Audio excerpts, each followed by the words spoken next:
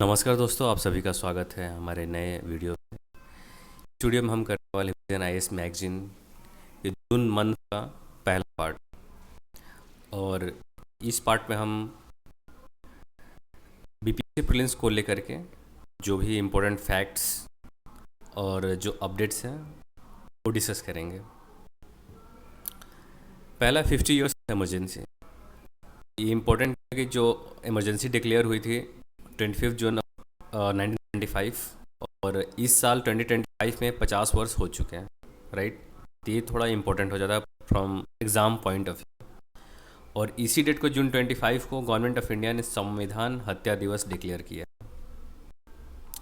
अगर बात की जाए इमरजेंसी की कितनी बार लग चुकी है सोफार इंडिया में, तो 3 बार अभी तक लगी है। पहला 1962 जब चाइनीज़ एग्रेशन हुई थी, 1971 जब हमारा पाकिस्तान और इंडिया के बीच में वॉर हुई थी, 1975 में इंटरनल डिस्टर्बेंस है। इस वर्ड इंटरनल डिस्टर्बेंस से ध्यान रखेंगे आप लोग, आगे मैं बताता हूँ इसके बारे में। 44th अमेंडमेंट एक्ट जो लाया गया था 1978 में, उसमें हम इंटरनल डिस्टर्बेंस को हटा करके आर्म्ड रिबेलियन लेकर आए थे, राइट। ये कुछ बातें हम लोग देखते थे। नेशनल इमरजेंसी जो कि आर्टिकल 52 में अवेलेबल है। अब तक 3 ग्राउंड्स हैं जो नेशनल इमरजेंसी डिक्लेयर करने के। There are 3 ground. पहला वॉर, दूसरा एक्सटर्नल एग्रेशन और तीसरा आर्म्ड रिबेलियन। पहले ये नहीं थी, ये 44th अमेंडमेंट एक्ट से लिखा है, ये याद रखेंगे। यहाँ क्वेश्चन बन सकता है, बन सकता है। और एक और चेंज कराए थे, जैसे कि पहले रिटेन कम्युनिकेशन नहीं चाहिए था कैबिनेट, लेकिन after constitutional amendment 44th act, written communication about cabinet's decision in favour of emergency was necessary. ये दूसरा इंपॉर्टेंट था।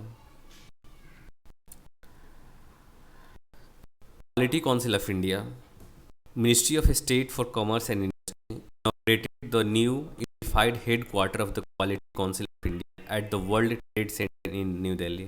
तो क्वालिटी काउंसिल ऑफ इंडिया का हेडक्वार्टर कहाँ बनाया गया? World Trade Centre in New Delhi. किस मिनिस्ट्री के द्वारा? Ministry of state for the Commerce and industry.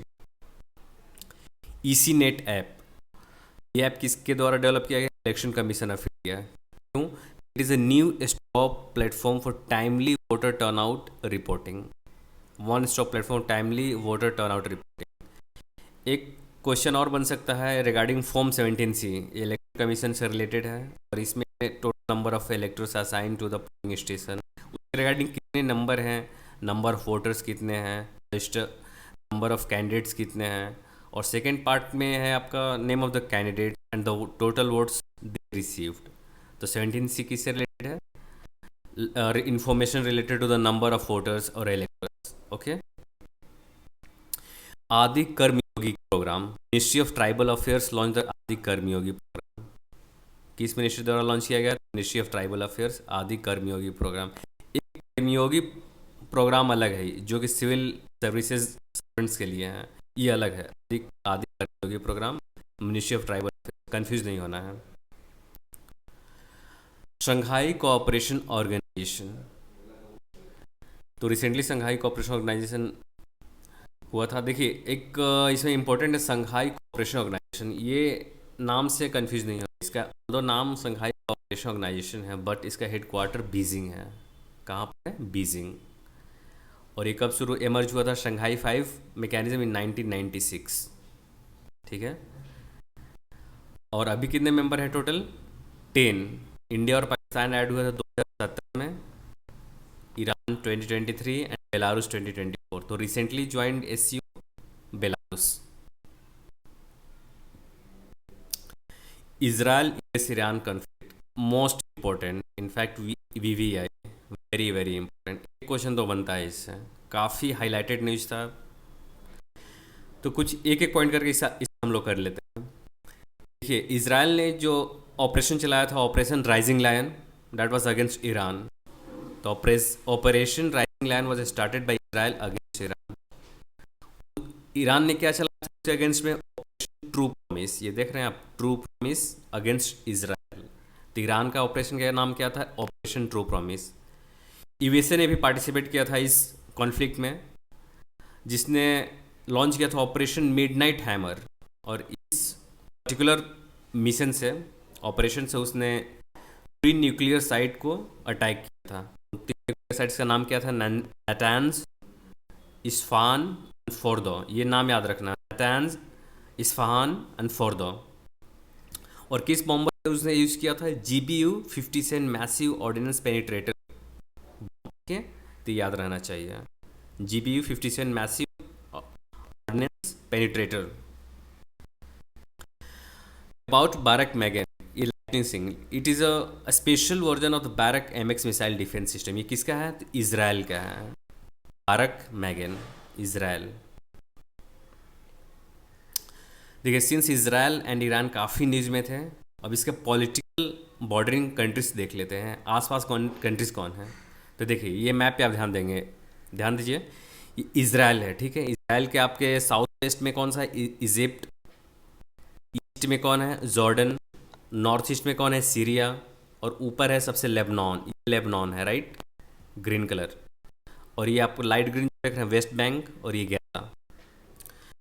अब देखिए, इसमें कंट्री, कितने कंट्री से, ये हेल्प्स निमोनिक से याद रखिए। कैसे? क्योंकि ईरान, इसराइल को बहुत कंट्रीज के थे, वेस्टर्न कंट्रीज बेस है। ओके, तो हेल्प्स ये याद रखेंगे, ये निमोनिक। इच के जगह आप जे लगाइए। जे स्टैंड फॉर व्हाट? जॉर्डन। क्या होता है? Jordan. E for Egypt. L for Lebanon. Again P for Palestine. Palestine में कौन कौन? West Bank and Gaza. S, Syria. ठीक, कितने कंट्री टोटल? 5 कंट्रीज, दो दो चार एक, 5 कंट्री से आसपास। और देखिए, it's opening to the Mediterranean Sea as well. ये लैंड लॉक कंट्री नहीं है इसराइल। और ये क्या है? Gulf of Aqaba. किसका एक्सटेंशन है Gulf of Aqaba? It is extension of Red Sea. और एक और देखिए, ये डेड सी है, Jordan, Israel and West Bank. और देखिए, वेस्ट बैंक जो इसका नाम भी पड़ा है, it is the main reason, Dead Sea के वेस्ट में है West Bank. Although West Bank is in east of the Israel, लेकिन because of the Dead Sea का नामकरण हुआ है। और ये डेड सी के वेस्ट बैंक, राइट। तो ये हेल्प्स के जगह पे आप जेल्प्स याद रखें, JELPS, JELPS, Jordan, Egypt, Lebanon, Palestine, Syria. तो इसमें से कोई कंट्री आपसे पूछ सकता है। गल्फ ऑफ अकाबा मैंने बता दिया, गल्फ ऑफ अकाबा। ये क्या है? मेडिटेरियन सी, ये डेड सी। देखिए, ईरान, ईरान के ऊपर आप देख, कैस्पियन सी है, राइट, पानी। कैस्पियन से के पानी से एक निमोनिक मैं बनाने वाला हूँ, ध्यान देंगे। पानी क्या है? कैस्पियन से ऊपर। ये तुर्कमेनिस्तान, अफगानिस्तान, पाकिस्तान। तो ये क्या बनता है? टैप। टैप से पानी आती है। Azerbaijan, Armenia, Turkey, Iraq. AATI,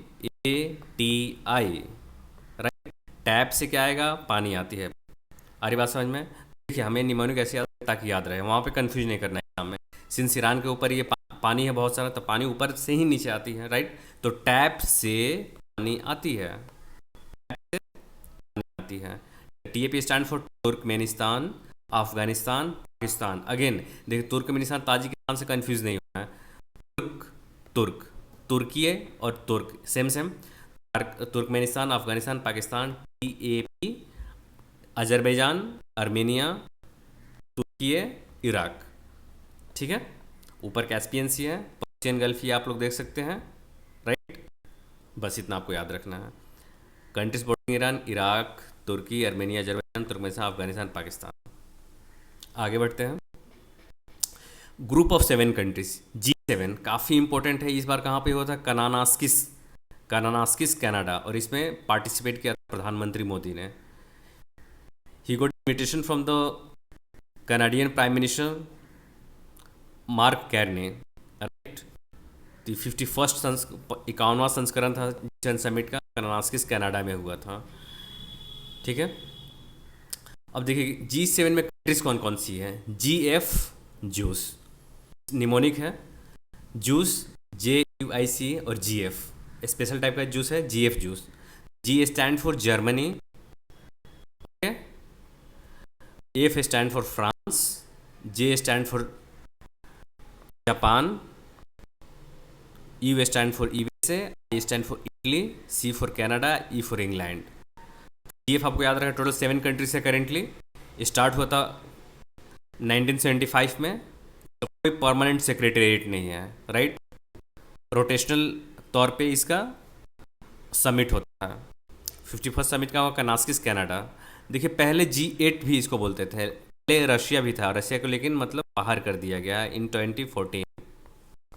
तो याद रखें G7 में कितने कंट्रीज ये टोटल।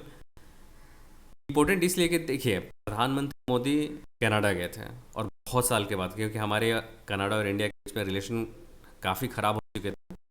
लेकिन ऑल्दो कनाडा में हुआ था G7 में, मार्क करनी के द्वारा इनवाइट किया गया था प्रधानमंत्री मोदी को।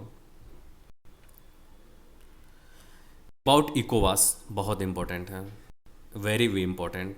देखिए इकोवास एक वेस्ट अफ्रीकन कंट्रीज़ का ये ग्रुप है, राइट। इसमें पहले टोटल 15 हुआ करते थे, लेकिन 3 कंट्रीज दे लेफ्ट इकोवास grouping.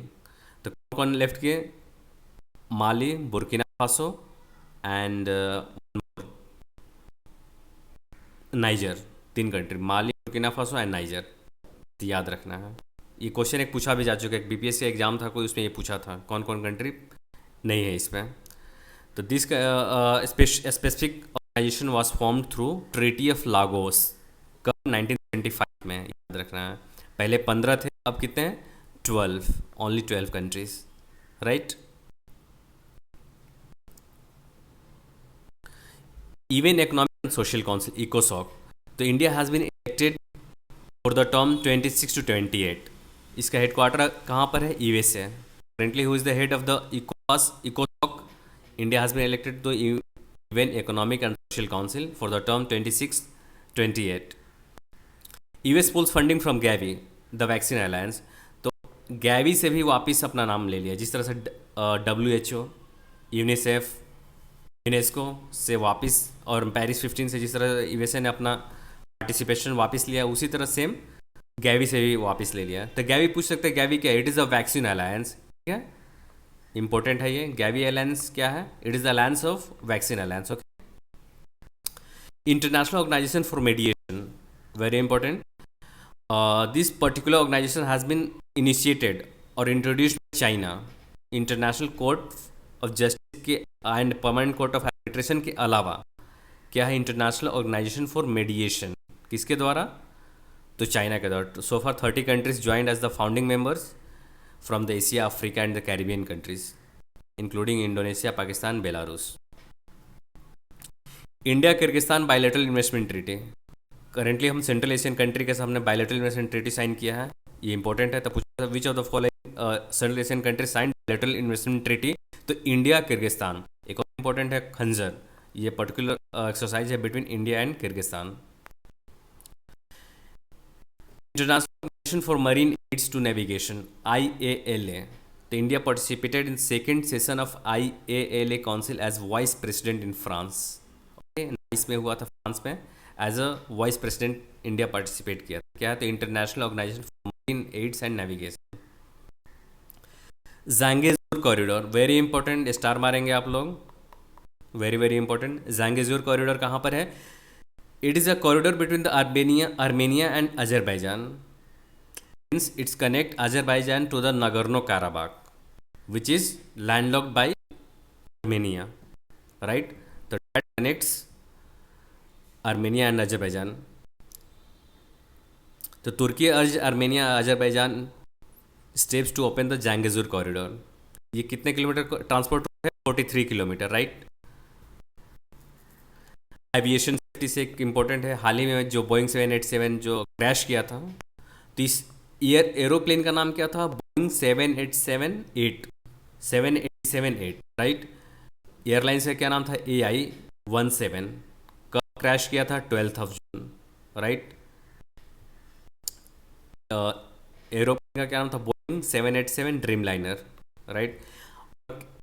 There was only one survivor, उस सर्वाइवर का नाम क्या था, विश्वास कुमार रमेश। कहाँ का सिटीजन है, UK, इम्पोर्टेंट।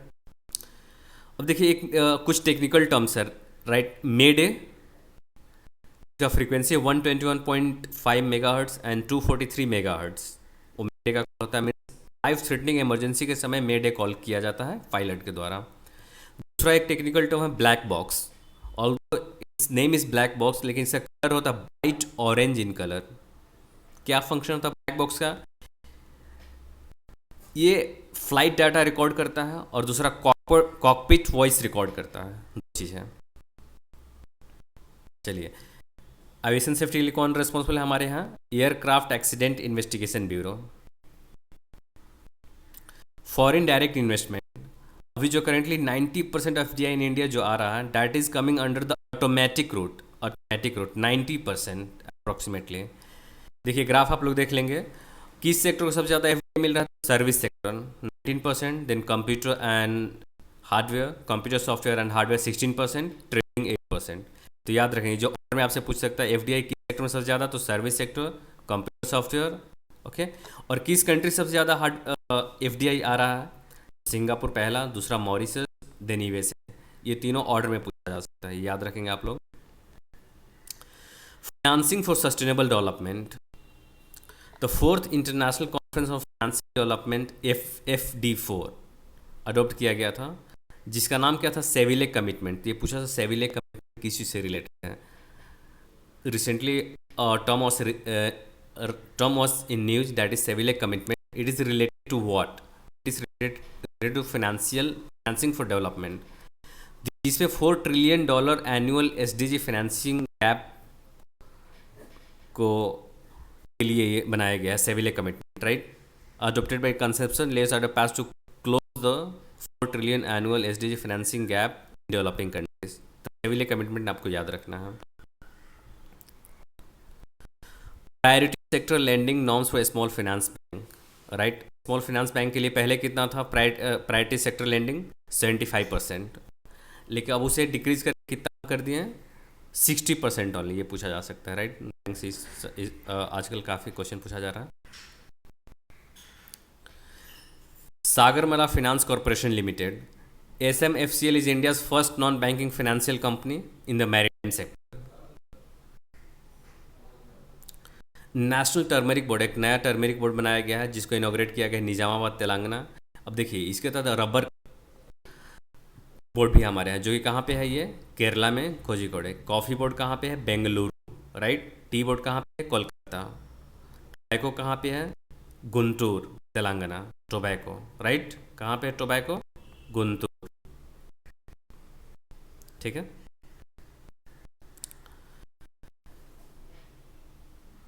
ये सेकंड पार्ट में करेंगे, ये अगला पार्ट जो था। चलिए, थैंक यू।